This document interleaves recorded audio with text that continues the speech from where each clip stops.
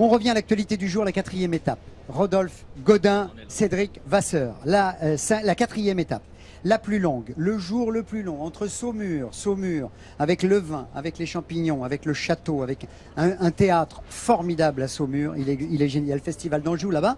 Et Limoges, le basket, la porcelaine et un sprint. Et un sprint incroyable à l'arrivée avec sa différence. Justement, Gérard, je me suis posé une question en venant ici sur ce plateau. Depuis quand date la photo finish? Depuis quand elle est arrivée sur ce Tour de France? Eh bien, dans les arrivées groupées, c'était en 1955. Et la première fois que la photo finish, à quelle heure? On n'a pas vérifié encore. On vous donnera ça avant la fin du Vélo Club. Et la première fois que ça désignait un vainqueur, c'était sur Milan-San Remo en 63. Et c'était déjà un Allemand contre un Français. Et c'était cette fois l'avantage des Français. C'était Joseph Groussard. Voilà, d'accord. J'ai fait mon Eric Fotorino, c'est bon. Je pense que là, on est bien, on peut Son rentrer. frère Georges, qui lui a eu le maillot jaune pendant 9 jours. Et donc cette fois, c'est un Allemand qui a gagné. Alors on prendra certainement, on espère, notre revanche sur ce Tour de France. En tout cas, si on l'a pas pris sur le Tour, on la prendra jeudi parce que c'est la demi-finale de l'Euro. Le grand résumé avec Cédric. Cédric, c'était, comme l'a dit Gérard, le jour le plus long avec la plus longue étape de cette édition 2016. Le jour le plus long, une étape de 273 km 500 entre Saumur et Limoges avec un final bosselé. Mais au départ, c'est une arrivée au sprint qui est l'hypothèse la plus probable. Effectivement, une arrivée est promise aux sprinteurs aujourd'hui sur cette longue traversée entre Saumur et Limoges. Et puis rapidement, nous retrouvons une échappée, un départ d'étape relativement rapide par rapport à l'étape d'hier où on s'est un petit peu ennuyé. Une première offensive après 21 km avec 7 coureurs, puis 4 finalement en tête. Alexis Goujard le français à l'image là, Andreas Schillinger, Oliver Nassen et Markel Irizar. Le soleil est de retour, la chaleur sur les routes du Tour de France. Oui, ça faisait plaisir à voir effectivement. Les coureurs ont profité d'un vent favorable, une température de 28 degrés et puis surtout du retour du soleil qui brillait et qui favorisait leur progression. Alors c'est au kilomètre 116 qu'on a noté eh bien que l'écart maximum a été de 6 minutes. Alors pourquoi seulement 6 minutes? Pourquoi un bon de sortie provisoire de ce peloton qui était derrière? Deux raisons. La première, c'est la présence d'Oliver Nassens qui pointait à 1 minute 53 du classement au classement général de Peter Sagan que l'on aperçoit ici avec son beau maillot jaune. Et puis tout simplement sur ces longues lignes droites avec un vent favorable, on ne peut pas laisser une échappée avec trop d'avance au risque de ne pas pouvoir revenir dessus. Et oui Cédric, l'écart fond car les éthiques Quick-Step, Lotto Soudal et Tinkoff et les Tinkoff du maillot jaune, eh bien elles vont prendre les choses en main. Pour les 4, on ne se pose pas de questions. Schillinger à l'avant va remporter le sprint intermédiaire et pour le peloton, on le voit sur cette image hélicoptère, c'est Peter Sagan le maillot jaune qui va prendre les choses en main devant Kittel, Cavendish, Greipel, mais il ne faut pas se tromper, ces coureurs-là ne sont pas à 100% à ce moment-là. Oui, c'est anecdotique, Peter Sagan qui vient empocher quelques points et on voit Marcel Kittel déjà commencer à mettre son train en marche avec probablement des envies de victoire, mais c'est vrai que ce sprint était un petit peu au ralenti. Le souffle du peloton se fait de plus en plus pressant pour les 4 hommes de tête. Et un coureur sera le premier à lâcher prise. Pour nous, malheureusement, c'est le Français Alexis Goujard. L'avance était encore à ce moment-là de 3 minutes. Et là, Alexis, eh bien, il craque. Tout oui, simplement. sur les routes difficiles du Limousin, nous le voyons, sur une portion léger faux plat montant, on a commencé à voir Alexis Goujard se dandiner, commencer à bouger un peu des épaules et là on le voit, il a tout donné, il est à bout. Peut-être aussi victime d'une déshydratation avec des températures de 28 degrés. On s'est peut-être pas bien alimenté, c'est peut-être pas bien hydraté tout au long de la journée. Mais c'est aussi, Cédric, que derrière ça bouge avec l'équipe Direct Énergie qui durcit le rythme. La 3e place la veille de Brian Cocard à Angers incite ses coéquipiers à rouler. Ils ont confiance en le coach. Oui, et là immédiatement on comprend que Jean-René Bernaudot a confiance en Brian Cocard. Regardez Thomas Vauclair qui donne l'impulsion. On met vraiment toute l'équipe au service de Brian Cocard pour le mettre aussi en confiance. Une poignée de secondes pour le trio, mais il résiste.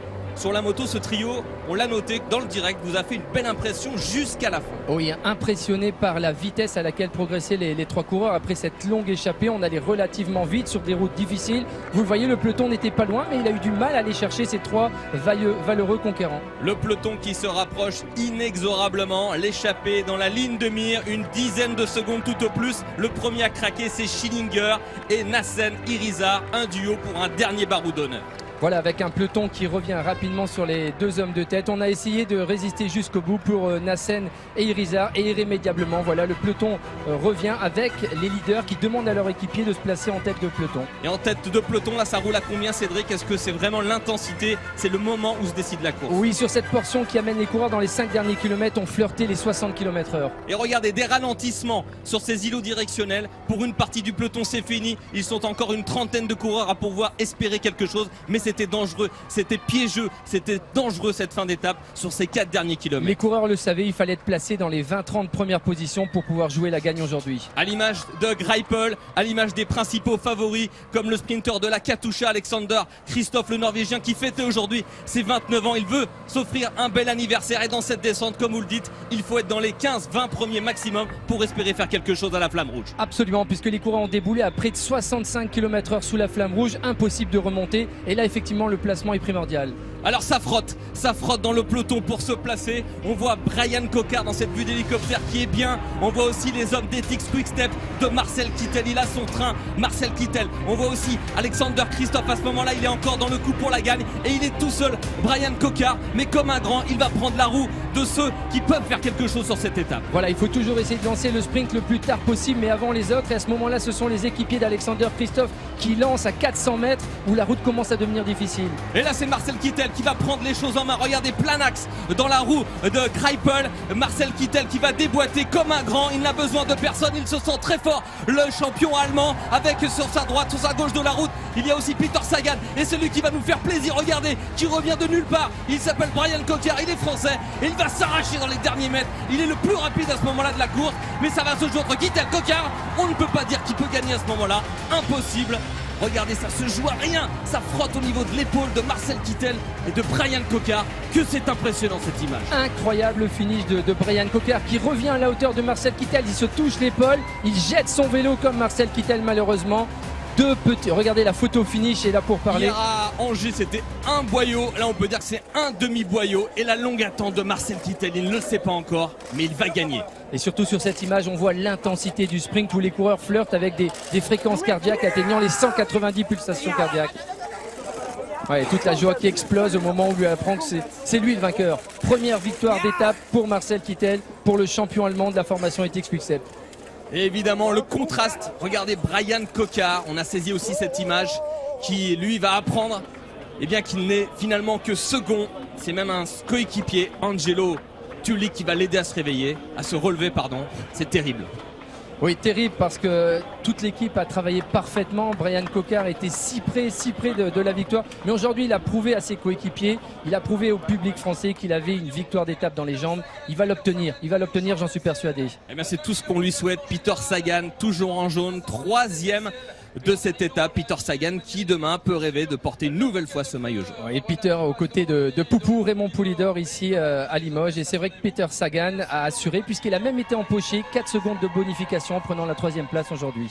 Alors le classement de l'étape avec la jolie 9e place de Samuel Dumoulin. Et oui, 2 Français dans les 10 premiers. Bon, c'est tarif, il y a toujours 2 Français dans les 10 premiers. C'est placé mais pas gagnant comme dirait Daniel Leclerc. Mais ça va venir, ça va venir. Classement de l'étape, Marcel Kittel, Brian Cocard, Peter Sagan. Et au général, on fonde des espoirs. Alors peut-être qu'on rêve, mais pour demain, pourquoi pas avec Julian Alaphilippe qui n'est qu'à 12 secondes de Peter Sagan. Il peut le faire, mais il va falloir des circonstances. Oui, tout peut arriver. On a vécu 2 journées longues, difficiles. L'étape la plus longue aujourd'hui sur ces routes du Limousin qui étaient usantes. Je pense que demain, une échappée a peut-être, pourquoi pas, la possibilité d'aller au bout. Toujours est-il que les efforts accumulés depuis le début risquent de se payer. Cédric, Rodolphe, ça fait plaisir quand même ce classement général au bout de 4 étapes. Non seulement Julian Alaphilippe est à 12 secondes, mais regardez, pas loin derrière, il y a Warren Barguil qui est là. Warren, il est 4e à 18 secondes. Et puis regardez en bas encore, Pierre Roland. On n'en parle pas de Pierre Roland, Cannondale, là. Il est 10e. Mais ce classement reflète tout simplement le talent de nos coureurs français. Ils sont là. Cette année, ils sont là. Cette année, ils sont là. Encore plus. Pas forcément d'ailleurs pour les victoires d'étape. Placé, mais pas gagnant, mais bientôt. Le classement des Français, justement. Tiens, juste voilà, sous votre expertise. Avec Julian Alaphilippe, Warren Barguil, c'est vrai que Pierre Roland, on ne le voit pas trop jusqu'à présent, mais il est toujours là. Et puis Romain Bardet, Thibaut Pinot, 8e. C'est vrai que ça laisse augurer de belles choses dès que la route va plus sérieusement s'élever. Et la route s'élève dès demain, mon cher Rodolphe. On l'a bien noté et on est impatient d'y être.